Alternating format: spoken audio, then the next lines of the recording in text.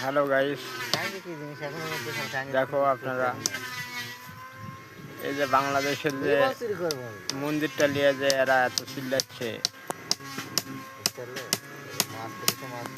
এটা ঠিক হচ্ছে কি চিল্লানোটা? এটা হলো মুসলমান ক্যান্টি, আর এই ক্যান্টিতে যদি আপনি এত বড় একটা মন্দির, এত বড় একটা মূর্তি বানায় নিয়ে যদি বসে থাকেন তাহলে কি না করে নিজেদের সেনাবাহিনীকে ছাড়পত্র দিয়ে দেওয়া উচিত। যদি সোজা আঙুলে ঘি না ওঠে তবে ভারতকে তার সম্পূর্ণ সামরিক শক্তি, যুদ্ধ বিমান, ট্যাঙ্ক এবং স্থলবাহিনীর সাহায্যে সীমান্ত পেরিয়ে যাওয়া উচিত এবং শক্তির জোরে রংপুরকে জোরপূর্বক সেই দেশ থেকে কেটে ভারতের সাথে মিলিয়ে নেওয়া উচিত। এটি হবে সরাসরি এক যুদ্ধের ঘোষণা। এর সাথেই দর্শক, এই মুহূর্তে আপনারা দেখতে পাচ্ছেন যে বিধানসভায় বাজেট অধিবেশন চলাকালীন সময়ে মুখ্যমন্ত্রী শুভেন্দু অধিকারীর উপর হামলা করে বসে বিরোধী দলের এমপিরা। দর্শক, এই মুহূর্তে দেখতে পাচ্ছেন ঠিক রীতিমতো গণধোলাই খাচ্ছেন শুভেন্দু অধিকারী।